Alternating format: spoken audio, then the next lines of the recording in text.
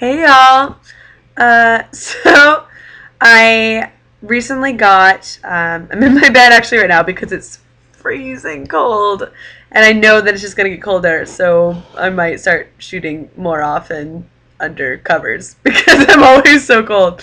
And I still haven't quite figured out my floor heater yet. But okay, so I got a message from a girl who asked me to talk about my flight over here. And I figured this could be, I don't know, a kind of a fun topic. And she says, "Can you please do a video on your flight to Korea? I'm so scared of the flight, and I just want to know about your experience." So here it is. I'm gonna answer your question.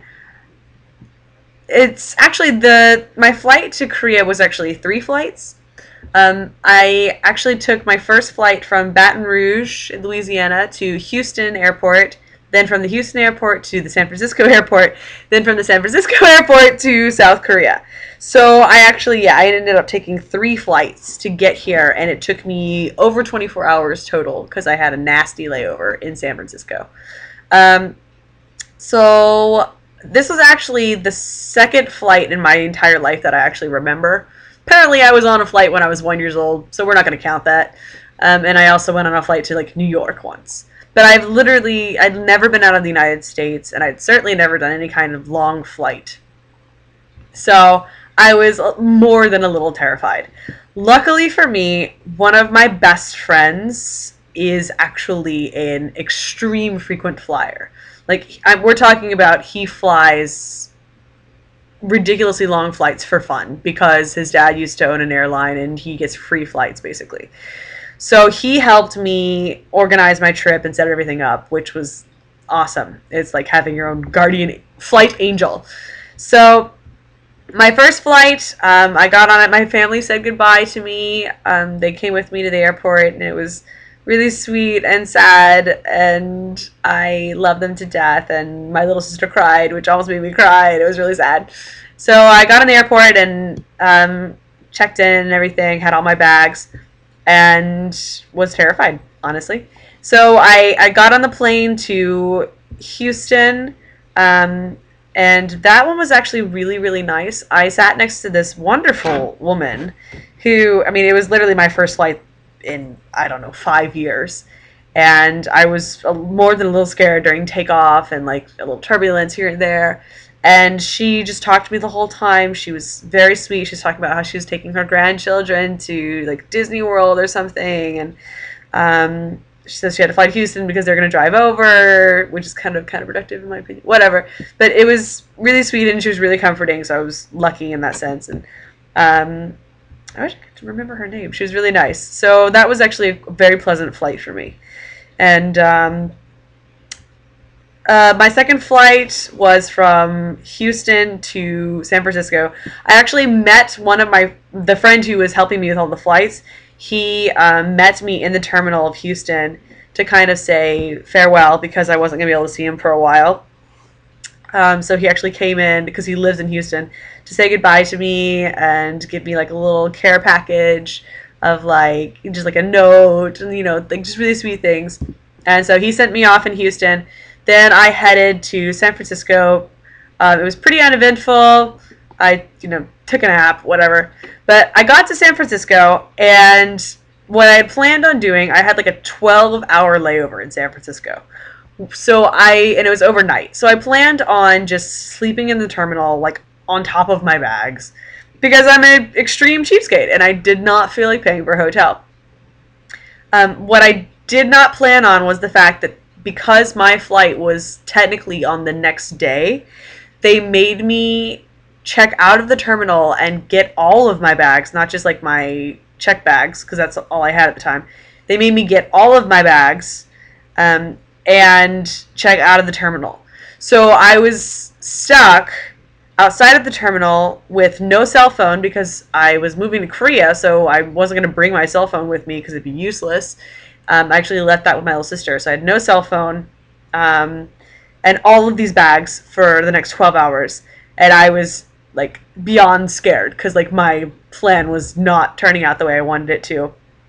And luckily they had free Wi-Fi, so I got on my computer and I messaged my frequent flyer friend, the one from Houston, who saw me off, and I was like, "What do I do? I'm so scared. Like, I guess I'm just gonna have to stay up all night. And I was freaking out on the brink of tears, and he actually told me, he's like, by the way, I thought this might happen, so I actually slipped $100 in your bag for you. So actually, when I wasn't paying attention, he was like giving me the gifts and stuff. He actually did, like, he slipped $100 into my pocket, because he's a reverse pickpocket sneaky man. And he's like, please buy a hotel with it. And I was just like so overwhelmed, like so grateful. And of course I like went online and got a hotel and like booked it and everything, and got on a shuttle to the hotel that took me from the airport to the hotel. And the next morning they, set up a wake up call and spent the night there and came back to the airport. And everything was fine because of my wonderful, wonderful friend. And I got on the flights. I ended up actually, because of the same friend, he told me to get like the farthest seat in the back of the plane. And it's a huge plane. I mean, like, it's just a ginormous plane. But he told me to get in the very, very back, right next to the bathrooms. And I was like, isn't that kind of like a grody spot? And he's like, no, trust me. Sit there. So I chose that seat, and because you can choose your seats. I flew Continental. You can choose your seats. So I chose that seat. Turns out that back part of the plane is a fantastic seat. Like, he was not joking. I had 2 windows to myself. No one was behind me, so I could recline my seat back as far as I wanted. I was right next to the bathroom, so if there was a line for the bathroom, 1, I knew, so I didn't stand up. Or 2, I could stand up and still have my headphones in and watch the movie while I was waiting for someone to get out of the bathroom.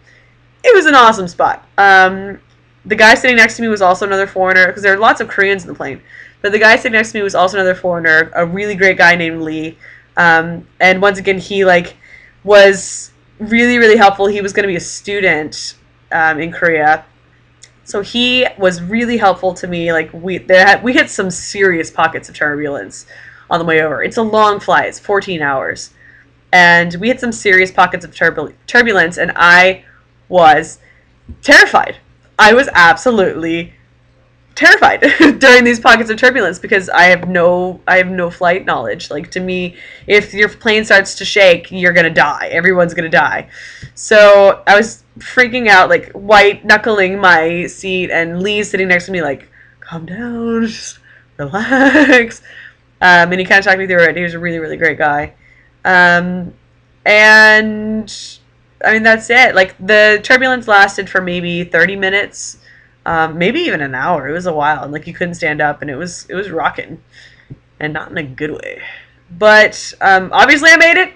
I'm alive and well and happy.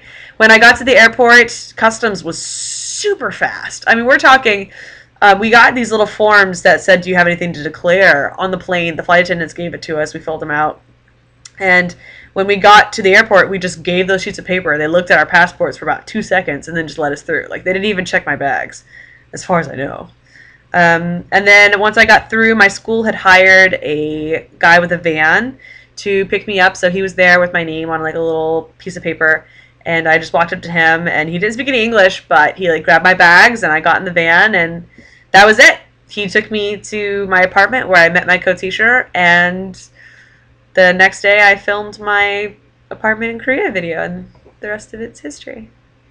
So yeah, that's my in-flight experience, I guess. And I hope that you guys coming over here have a less stressful flight than I had, but that's probably because I'm such a noob.